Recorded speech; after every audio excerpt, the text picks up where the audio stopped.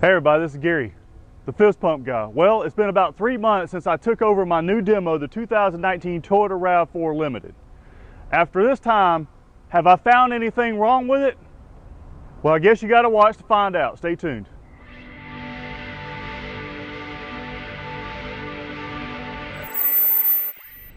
All right, so welcome back.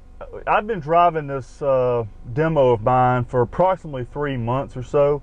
Haven't put a ton of miles on it right now. I'm sitting about 1,250 miles that I've driven on this vehicle. I have taken some longer trips, some shorter trips. I drove it around town some just to kind of get a feel of it so I know what to talk about. So let me go over some of the things I really like about the vehicle, and then I'll talk about some of the things maybe Toyota could have improved, or maybe something I think personally I didn't really like.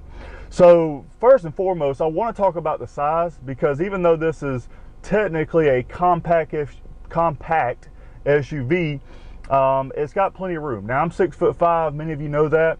I am sitting in one with a panoramic roof, so most of the time with a sunroof I have less headroom. Well, here, you know, I'm sitting up pretty good. Now I'm not all the way back, you know, per se. I don't have to sit all the way back in this, which I really like. So my taller kids that ride with us typically don't have to move my seat, so I really do like that.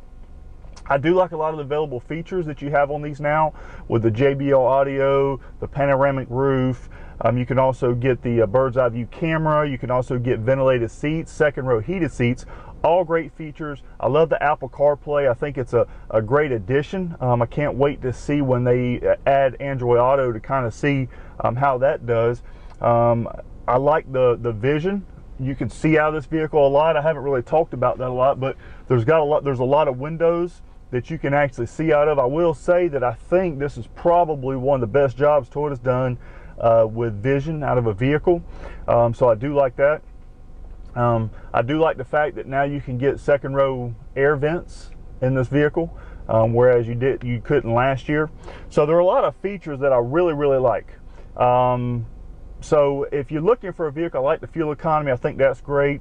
I like the digital rear view camera that comes in the rear view mirror thing that shows the camera in the back. So if you got a big pile of stuff back there, you can see out the back. So there are a lot of great features and a lot of great things about this vehicle I really do like.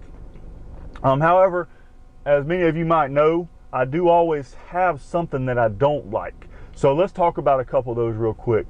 Probably the first one that I don't necessarily like, I think maybe they could have done a little bit better job. I don't know the solution, honestly, because I'm not a technician or some kind of genius when it comes to this stuff. I just know what customers look at. I've heard some people complain about the transmission, and at first I was like, well, let's give it a chance. Let's see what's going on. It is an 8-speed automatic now, and I will tell you that though it helps with fuel economy, sometimes when you're slowing down and speeding up, sometimes it feels like it can't find the gear. Honestly, it gives you a little herky-jerky motion, which is very frustrating, especially if you're trying to accelerate. So I think the first one I would say is probably that transmission that maybe has trouble. I mean, I know we have some issues with the newer Tacoma with the 6-speed automatic in it, but this 8-speed, I don't seem to have that same issue in the Camry as bad. Okay, if that makes sense. So I don't know if there's something special with the Rav. So that's number one, is the transmission. Number two, I don't necessarily like the lane tracing assist, which comes part of the 2.0, which this is not the first vehicle that's had that. We do have it on the Corolla hatchback and now the 2020 Corolla. But the lane tracing I don't necessarily like. I like the fact that maybe it can alert you, but I always felt like I was fighting against it. So I turned off that part of it. So I still have my lane departure with steering assist on, but I didn't like the lane tracing, so because I use my cruise control just about every day driving to work, and I always felt like I was fighting it. So I did that on purpose just to see what it felt like. I really didn't like that. Some people might. It's a good feature to have. I just didn't personally like it. So that's number two. Number three, and could be number two, but number three on my list, which I don't have these wrote down by any means, I'm just kind of going through my mind, is the infotainment system. I know that the biggest two complaints of the RAV4 right now are the infotainment and the transmission. So I will say that I agree with you to some extent on the infotainment. However, I'm glad they add Apple CarPlay, and on this particular model, I like the dynamic navigation, though I don't use it a lot. It is a lot more updated than the previous year models, but it's slow to my touch. It's a lot slower than when on my Tundra. I don't like that because I'm very impatient. I hate that I'm like that, but I'm sorry, I am. And then the other thing is, I don't necessarily think the Intune part of it is necessary anymore. You have to sign up for it. There's some apps in there you can use that may be beneficial, but nowadays when you're driving down the road, who's able to use that? So I don't necessarily like that. So maybe some updates on that would be great. I don't know what the solution is to that. But there again, you know, I'm not the one that builds these vehicles. The other thing, number 4, probably that I don't really like. I think they may have they probably could have done a little better job with road noise. You don't typically notice it so much when you're on a smooth road, but when you start getting on the back roads, it's a little bit louder. I will say though, it's not as bad as the last generation. I haven't driven a lot of other SUVs here lately, but that may be coming. I may start doing some reviews on other vehicles, so stay tuned for that. So the road noise will be number 4. And number 5, it may not be a big deal to some people, but I mentioned it in my very first RAV4 video, I think, was the fact that you can't get a power seat on the passenger side. We run into some issues sometimes with customers coming in, and one of the big selling points is asking, does it have a power seat on the passenger side, which this does not offer.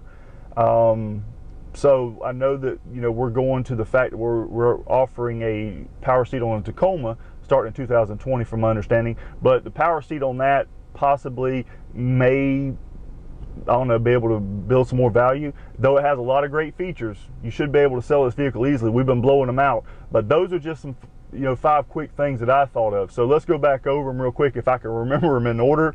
What was the first one? What was the first one? Okay, I can't remember the first one, but you remember them. So go back and watch this list if you can, because at the end of the day, transmission, number 1. Number 2 was the lane tracing. Number 3 was infotainment. Number 4 was the road noise, and number 5 was the power passenger seat. So I did get them. Sorry for the confusion there. I don't have them wrote down, so my memory is not as good as it used to be. So I hope this helps if you're looking to buy a RAV4. I would still recommend this vehicle because I have driven some of the other ones when I'm appraising them, and I can see the difference in the quality. I can see the difference, like especially when you're looking out in the vision, you'll be able to see out of it. And a lot of the features that are offered on this vehicle may or may not be offered on some of those vehicles. So like the standard safety, ours is standard on every trim level. So the Toyota Safety Sense 2.0, though I don't necessarily like the lane tracing, all those features are standard across the board on the RAV4, and I think that that's something that most people can love. So thank you for watching. Well, thank you for joining me once again for a product video. This one on the 2019 Toyota RAV4 Limited, and the things that I think maybe they could have done a little better. So stay tuned for more videos from the Fist Pump Guy. Don't forget to like, comment, and share, and you guessed it, subscribe to my channel if you're not already a subscriber. Thank you for watching. Follow the Fist Pump Enterprise.